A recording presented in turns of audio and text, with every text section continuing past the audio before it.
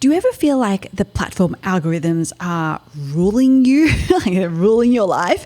Whether it's a typical social media platform like Facebook or Instagram or a hybrid one like YouTube, no matter what you do and what content you create, it always feels like it's never enough to please those algorithms, to get those platforms to actually push your content out, to get the views and the engagement that you're actually looking for.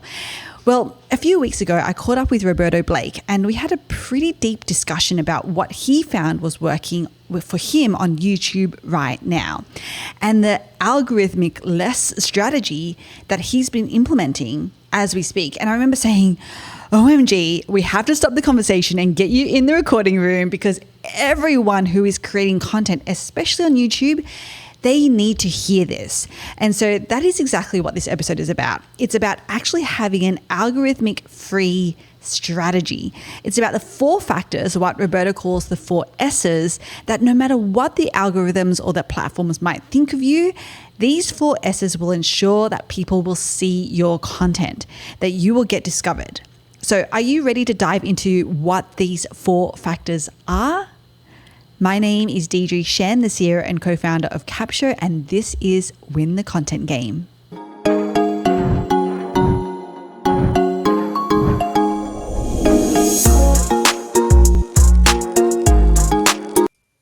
Roberto Blake, welcome to Win the Content Game. I am so excited to have you on here because we had a pretty deep discussion actually when we caught up a couple of weeks ago, and I was like, okay, well, let's stop the conversation because I have to have you on this podcast and talking to but basically sharing about what it is that you've been finding is working for you on YouTube today, and specifically nerding out about the 4 S's, which we're going to get to. But first, the question I wanted to ask you on how this whole conversation came about was I asked you, Roberto, like, what are you doing these days? What are you doing on YouTube that you're finding is working for you? Yeah, and we talked about, you had some questions about the algorithm. I was like, I think we even talked about like things like shadow banning, for example. And I was talking about the fact, well, like, what if you think in an algorithmic-less strategy? Like, what if you think about an algorithm-free strategy for social media platforms? And so that's where the conversation about the 4 S's really like came from, because if you really think about creating extraordinarily high-value content, good quality experiences, if you think about it from that perspective, then you have a means of really, gaining a lot from that, even without algorithms favoring you. You just have to predicate everything on the 4 S's.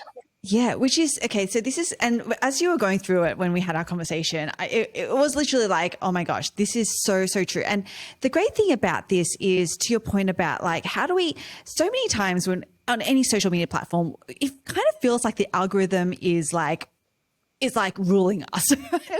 We kind of feel like it's like, how do we either feed in? Yeah, exactly. Sorry, you just broke up a little bit. So we'll just edit. Sorry? Sorry, I was saying, okay, yeah. Oh, yes, sorry. Go ahead. Go for it. No, go. Say that. Say again. Say it again.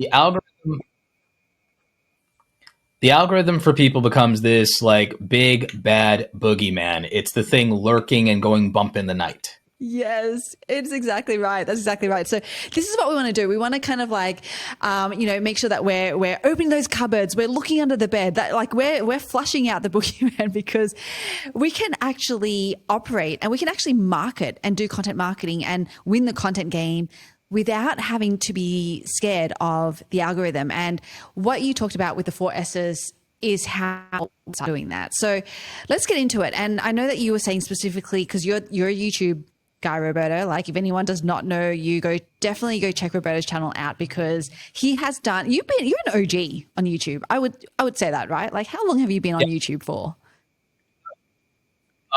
With my friends, I originally started YouTube back in like the end of 2005, early like 2006, like super OG there. None of that content exists anymore.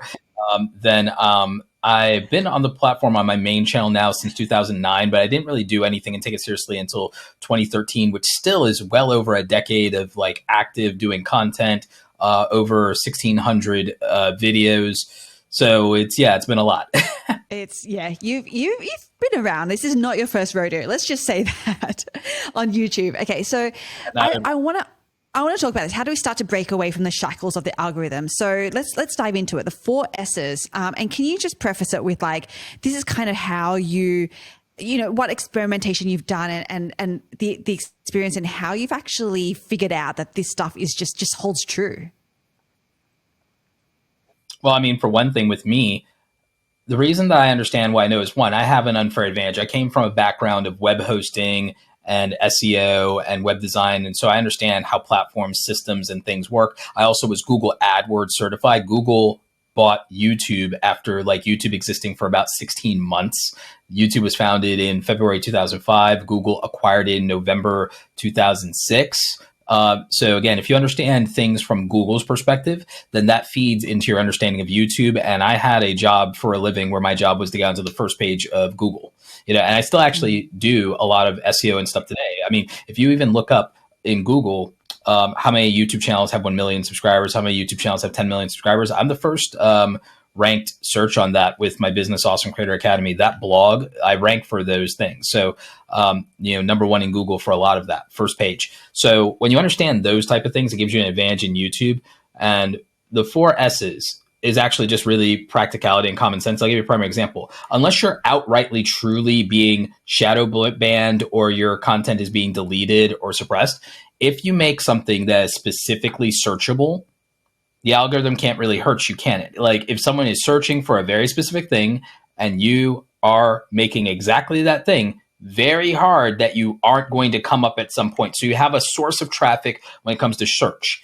If people watch your video and they're sharing it in their DM group, they're sharing it in Discord, they're sharing it on Reddit, they're sharing it somewhere, then those are views and traffic, and the algorithm can't do a blessed thing about it if people want to share your content.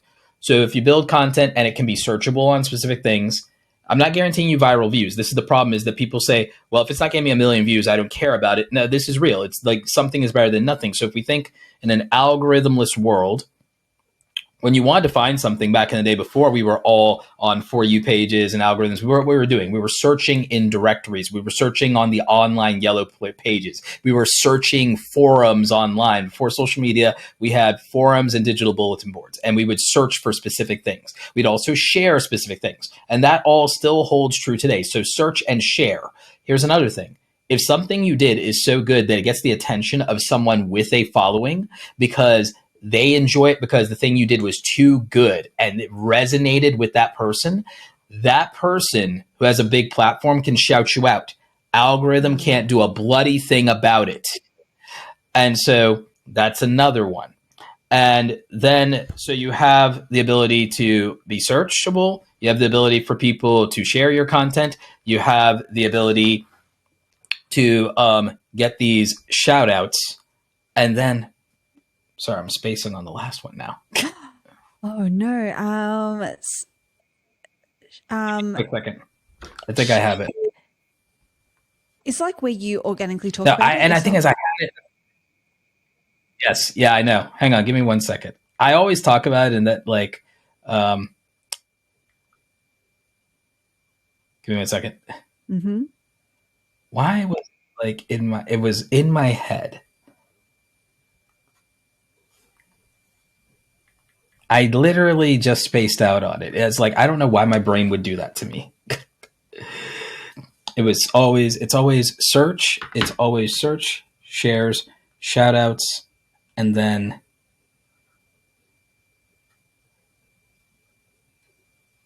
it's always searchable content, shareable content.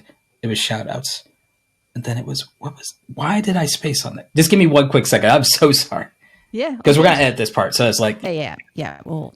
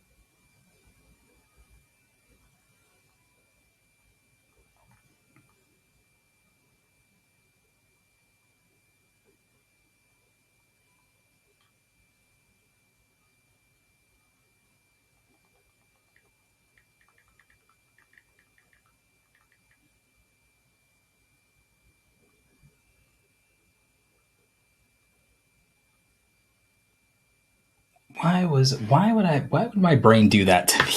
It was always search. It's like, yeah, no, it was search, it's shares, it's shout outs.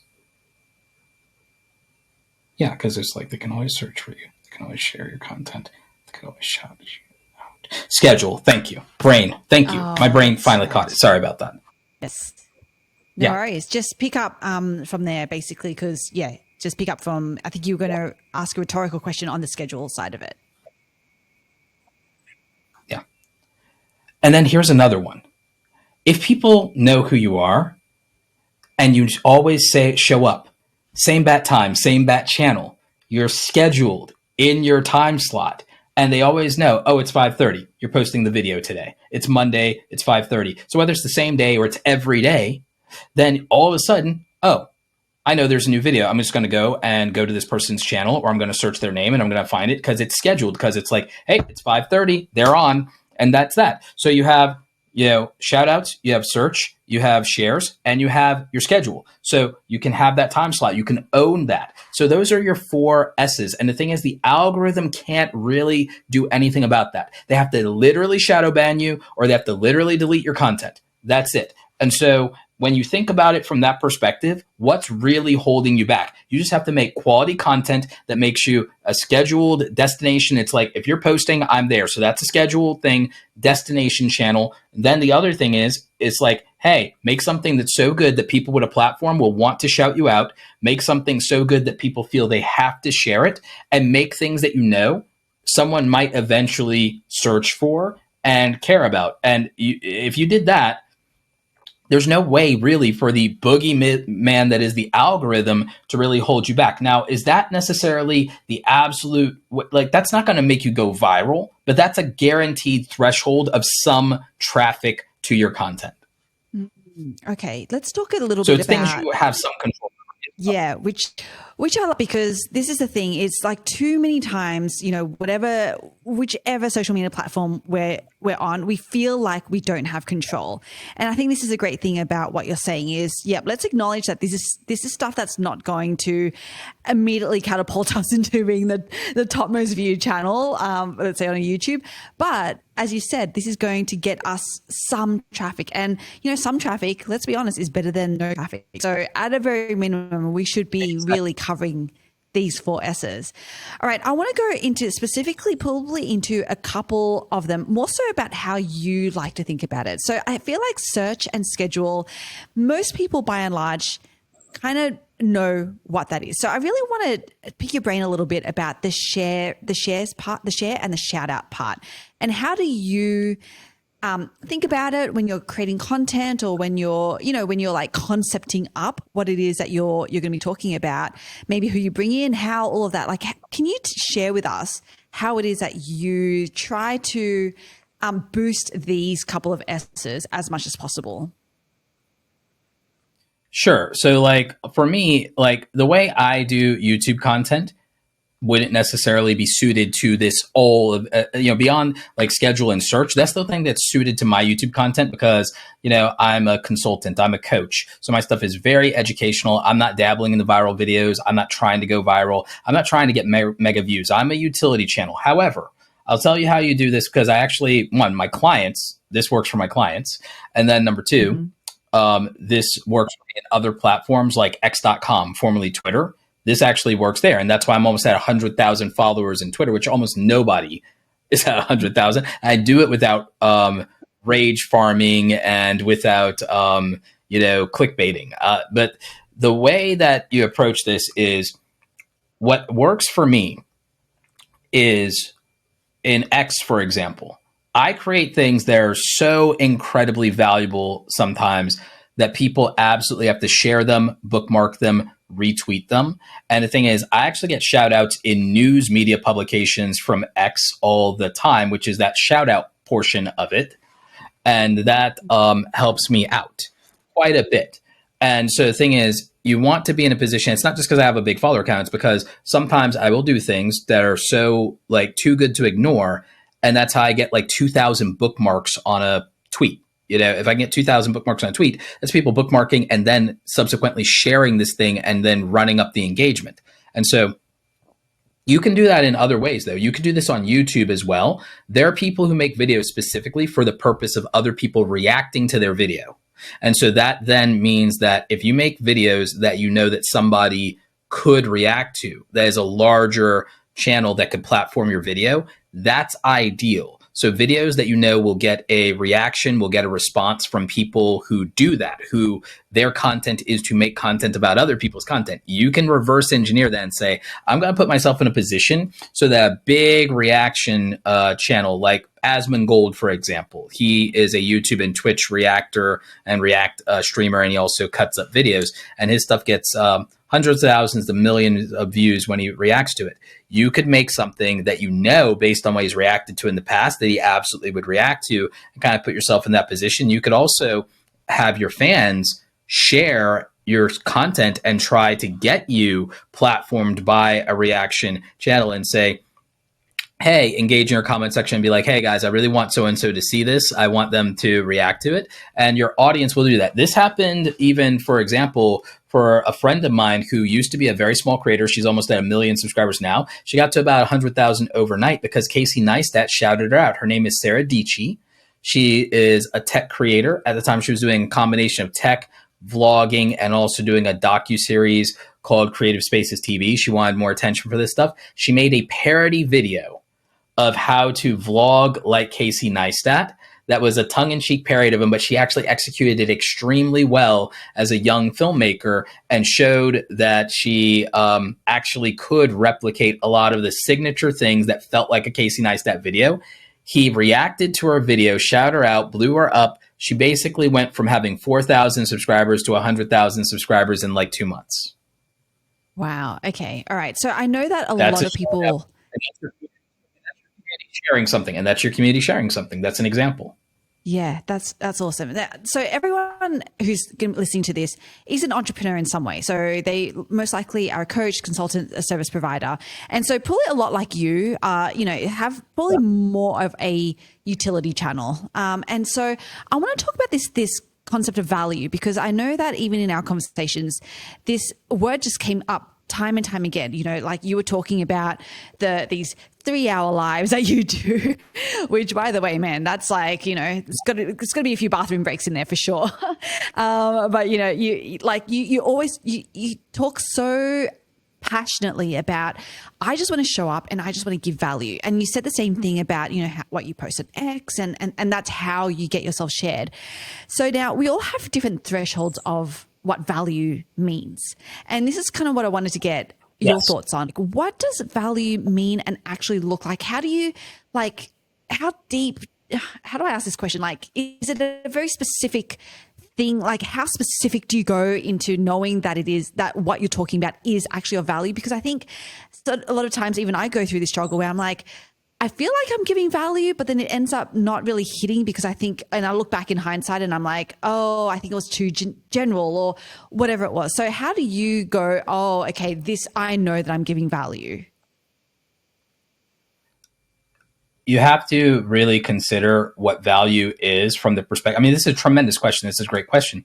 You have to consider your audience or customer avatar and what value is, or what tremendous value is from their perspective. What's something that people will not do, cannot do. Look at who you share an audience or customers with. Look at your competitors. Now think of the thing that would terrify them to do. Primary example, one of the reasons that I end up, especially with some of my live streams are 3 or 4 hour live streams, unprecedented. They have 100,000, 400,000 views on YouTube, and get views months and months after the fact. Now, that's not every single live stream I do, but it's quite a few of them. It's a shocking amount of them. And they get more views than a lot of my 20-minute videos. You would think that brevity would be the thing, but the reason is, these things are too good and too valuable for a lot of people to ignore, because they represent what they would pay for in a $500 course given to them for free. And so they're positioned in that way. And one of the things I do that other people don't do as my competitors is I am incredibly and absurdly transparent.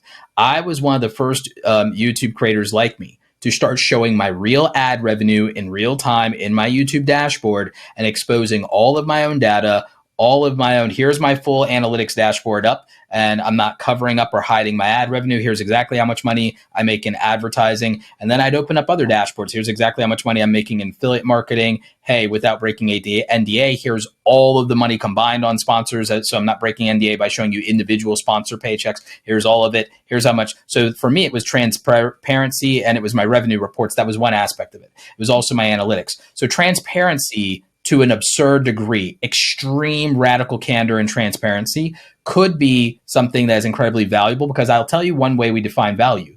We define value by scarcity and rarity. So doing what other people won't do and what other people are scared of is seen as tremendous value, because, oh, wow, that's so straightforward of you, or, oh, wow, you know what? I can trust that because you're incredibly transparent to an absurd, ridiculous degree. I would never ask that from you and everything like that. I basically show everything but my bloody tax transcripts. So like there's, that's something that nobody is often willing to do. It's very rare for people to do. Mm-hmm. Scarcity and rarity are things that are valued. And also courage is valued. So something that requires an act of courage is valued. Sacrifice is valued. Generosity is highly valued, because again, these things are incredibly rare for people to put forward, especially in business. So, so when people are like, wow, you're taking 3-4 hours out of your day, you're going deep, you're answering almost every single major question that you get answered. That's a good, valid question. And you're doing this multiple times a week.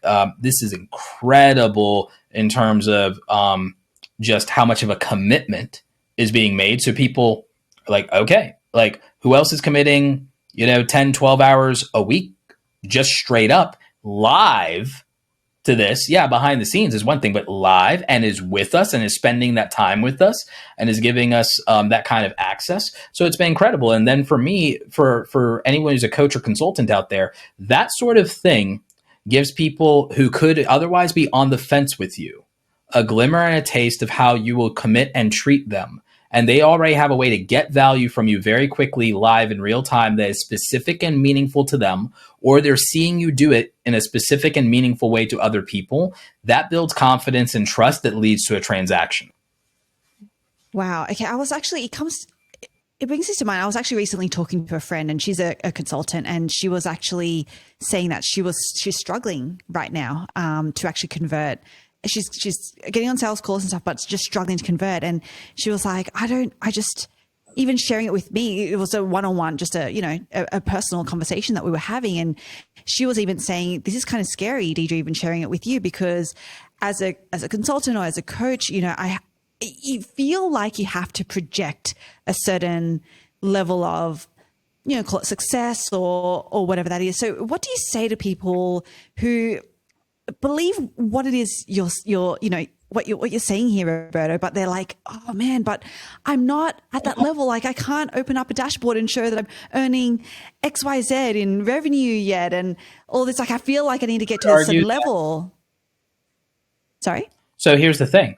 I mean, my revenue streams might be substantial by comparison to normal people, but they're not like significant to some people who make millions of dollars. For me, it's like, hundreds of thousands a year. I'm a 6-figure entrepreneur, which is great, but it's better than 90% of people in America. But I'm not sitting here making $1 million a year or anything. And even if I did, that'd be gross. I'd still, after taxes, probably only clear, at that point, like, if I was making $1 million in gross, I'd only clear 300,000 and everything, which is still great. But depending on where you live in this country and with inflation, maybe that's not so great, depending on what your lifestyle is or how big your family or household is. So the reality is there's other ways to be transparent. Primary example is transparency, and here's what your process is. It's not only videos about my revenue that worked. My biggest video was revealing the process step by step of how someone goes from an idea and then makes merch. I got I think 600, 700,000 just showing people the process for here's how you source graphic designers and how you would find them and how you would look at the reviews. Here's how you open up the Photoshop and you design your merchandise. Here's what to look for from print on demand companies. Here's the ones I would use. Here's how you set up the accounts. Here's how you do all these things. So it's the process. The customer, the viewer, they're the hero, not you. So you take them on the hero's journey. What's the hero's journey? It's a call to adventure. It's the conflict. that you struggle through, and then it's the conclusion. Does the Dark Lord win, and is it 1,000 Years of Darkness, or did the hero triumph? And they want to be the hero who triumphs. They don't want to be defeated. And so what do you do? So it's the problem, the process, and the payoff. Problem, process, payoff. Okay, so here's the problem your audience is having. You got to understand that better than anybody. You got to show them a process that could allow them to move forward, and that they'll be better for going through this process and understanding this thing than they were before, and that it has a reasonable potential better outcome, a payoff that they would actually want. So those things would matter. So for your friend in particular, one of the things she could do is, primary example is, behind the scenes and the reveals of your process can be helpful. I think one of the best things people can do is literally set up a camera rather than, it doesn't have to be live. It can be edited after the fact because you can bleep things out for NDA reasons. But hey, give someone 30 or 50% off on an in-person call, set up some cameras, film it reality TV style, film it like The Apprentice or something, and then just have a meeting in your boardroom or your office or whatever it is. Set up the cameras, film the meeting with permission, get them to sign the release forms, and show people what their experience would be if they worked with you. And then the thing is, showing people how you can come up with such great ideas and how the client feels about the ideas and about the execution and what's going to happen next. And they're like, I want that experience. We want what other people have. We're all very covetous, envious creatures of comparison. We like keeping up with the Joneses. We want what other people have. Sometimes that's not showing off what you have. It's showing off what the experience of being with you is, the experience of working with you is, the experience of like, I want the results that you got for your other clients. I want to be one of those people. I want to be one of the champions that comes out of your dojo, your stable. So I want to be in your Hall of Fame. I want to be in your stable of champions. So what do I like? Sign me up. What's next? But people have to see what that experience is like, because then they can trust that experience. And the thing is, it doesn't have to be some perfectly polished thing. Polish feels fake. Texture feels real. So the thing is, that's why it being kind of shot reality TV style with minimal editing, no fancy effects, no just like, cut to, oh, you said this, you say that, close up of them so you can see their expression. That's all people want. That's why this more down to earth content is performing in social media. Texture feels real. Polish feels fake. I am going to tattoo that somewhere because it's such a good reminder of how, we get so caught up in, the editing process and having to, have things be, even though perfection is actually absolutely unattainable. But, whatever our view is of that, that's what we feel like we need to attain. And it's just what you said there is actually, no, that's actually stuff that doesn't work. Worry less about optics and more about experiences. Yes. Worry less about optics and more about experiences. It's more important that someone enjoys something in its imperfection than to present this illusion that can't hold up. So I would say I think the era needs to come to the end of this person who wants to have this pristine image of the perfect embodied entrepreneur, I think that era has to end. I think that, there's a disservice done in the culture of hustle bros and boss babes in the fact that it's like this pristine, perfect, polished presentation that can never stand up to the reality. I'm not saying everyone needs to be vulnerable and cry their eyes out on camera and, wipe up all their makeup or anything like that. I think that's, kind of a ridiculous notion. Personally, I think that what it is show us something that we can relate to, that is visceral, that is real, because we might not be able to rate the amount of money or circumstance, but we might be able to relate to you rolling up your sleeves and you agonizing through the grunt work process of doing this thing. What we might be able to relate to is, or resonate with or enjoy is, oh, wow, you ask such intelligent questions to your clients. You're so thoughtful to your clients. Oh, wow, I like the way that you create room for them to speak a complete thought and that you ask follow-up questions that show that you're an active listener. That wins people over if they get to see that. But they would never know that about you if all they do is headline read about you on social media, or they see the edited version of you that feels like a know-it-all, in particular me. Like I come off as a know-it-all. Like I'm self-aware enough to know it, but But the Well, reality you is do know it people all, do Roberto. enjoy my So, life. I know quite a bit. I know enough to realize how ignorant I am. So like I know enough to be dangerous, just enough. But that being said, what people I think enjoy and get out of my live streams is they get to see what my facial expression is to a question, what my reaction is to a question, and they get to see that their assumption about what I would say might be very, very wrong. They might assume that I'll say this or that, and then they get to see the fact that I'm like, no, I don't think that if you're a person working a full-time 9 to 5 job that you should come home immediately and make content. I think I tell people, like, people were shocked by my answer on this. I said, if you're a working class creator, after you work a 9 to 5 job, the thing you should probably do is come home, spend all your time with your family, and do nothing else, and probably make no room for content. And what I would probably do is tell you, but start to go to sleep earlier, get your full 7 to 8 hours, but wake up at like 5 a.m. and then spend 2 hours doing a completely uninterrupted deep work session. And in that deep work session, you're like maybe doing more ideation, you're going through your creative process, and it's uninterrupted, no screaming kids. This isn't scraps of spare energy after your boss is done extracting all their value out of you. Like, this is you getting to prioritize your first energy, your peak energy, your prime energy at the beginning of your day. And then you actually can blissfully go through your day and work knowing that you got to put your dreams first before everyone else extracted value from you. And then when you come home, you're not saying they're scrambling to try to get something out. You can be at peace. And then I would say on your day off, on your weekend, you make the barter with your family that, hey, I work all day for my family, and then I come home and I'm present all day with my family. When the weekend comes, I'm still going to be with y'all, but I need to square away another 6 or 8 hours to build a dream that gives me more options. So I stop making compromises and I can be even more present. And so then that's how I would say, okay, if you wake up early enough and you get to do 2 hours in the morning, and then you get to do another, anywhere from 10 to 16 hours on the weekend. That's how you're going to get 20 or so hours, 20, 25 hours of deep work that's more meaningful done if you want to be a content creator. Same thing if you want to build a business online, be an entrepreneur, do a podcast, do a personal brand, whatever it is.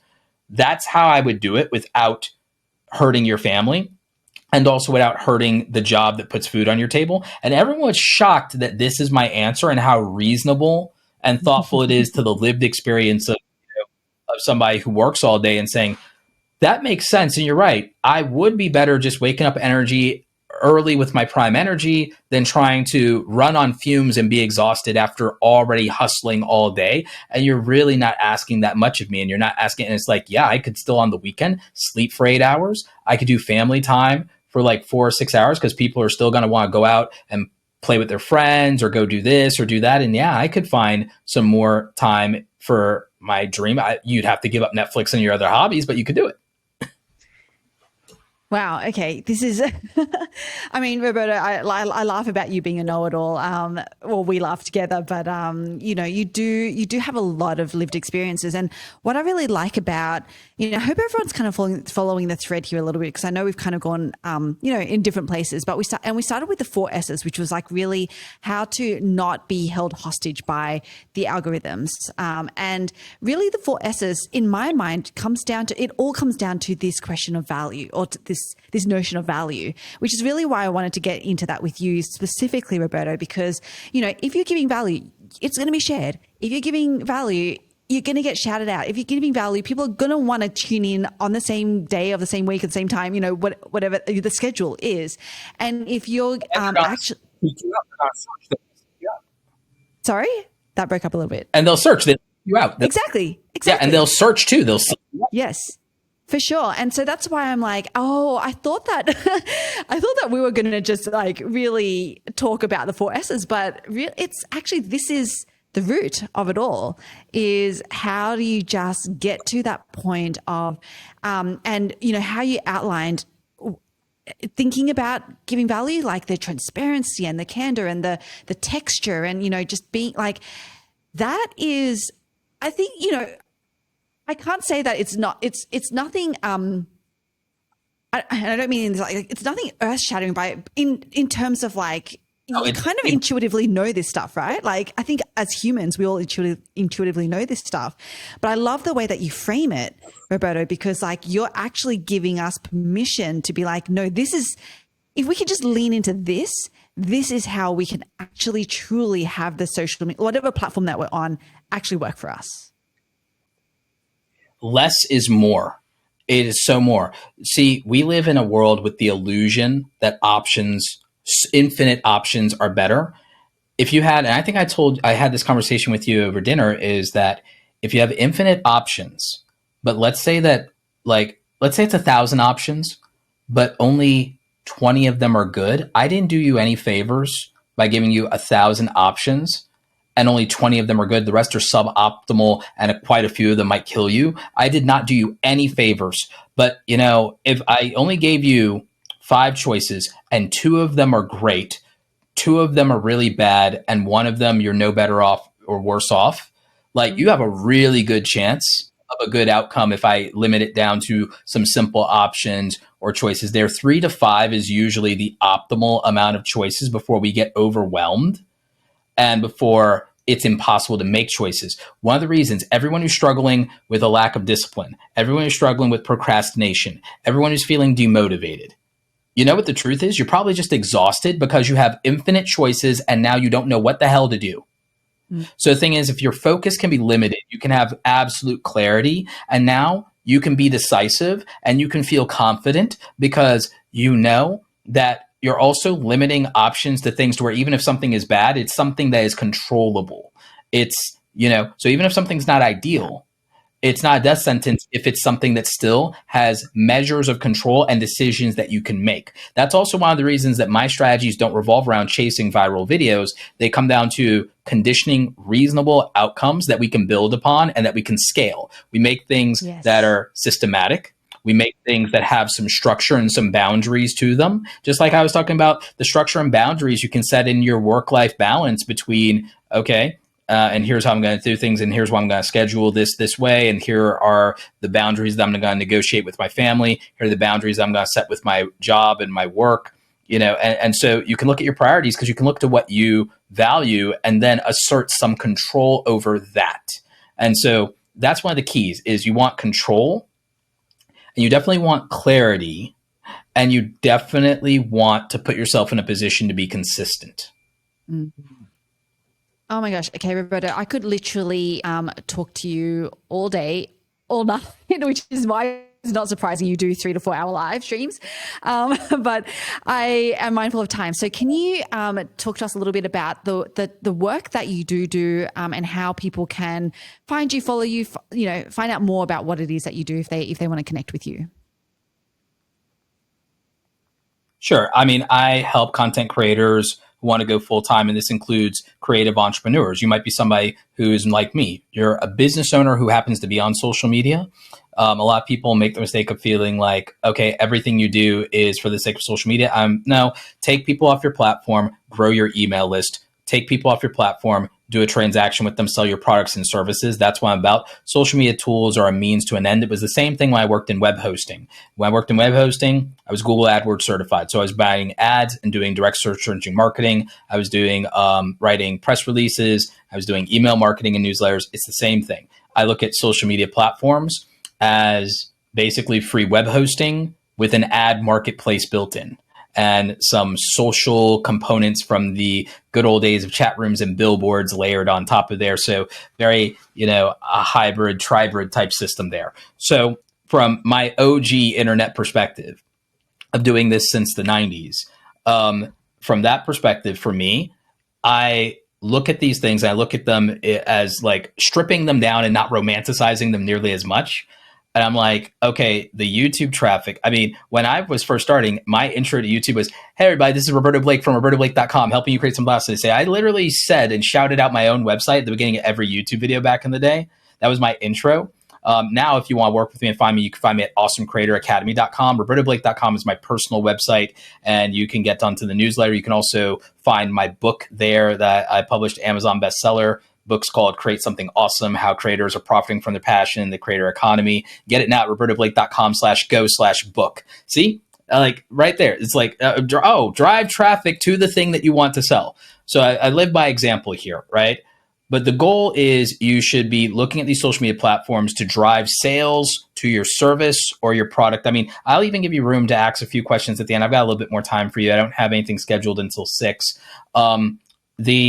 So if you want to ask a couple of more questions, lightning round, we absolutely can. But I would say, okay, drive traffic directly to your product or service. Use social media for the purpose of, okay, you build awareness through these platforms. That awareness now translates to, I have authority and authenticity with you. So that should translate now to the relationship platform of my email list, my private Facebook group, something where I have direct access, my SMS messenger, something where I have direct access to you, physical in-person event or workshop that you would do. So something where you have that direct access, that relationship platform. How does that happen? That happens through that trust of authenticity and authority.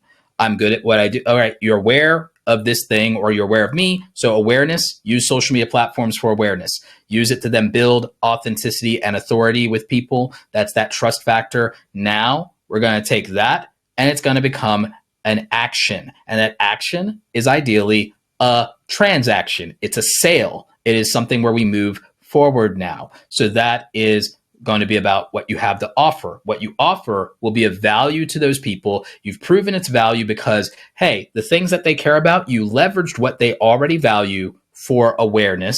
So you met them where they were. Then you showed that, hey, I am capable of addressing your issues. I acknowledged your issues. I can address your issues. And now I can add more value to you if we proceed with this next step. So that's how it is. That's how it is. So that's why it's awareness, authenticity, and authority. And then that leads to an action.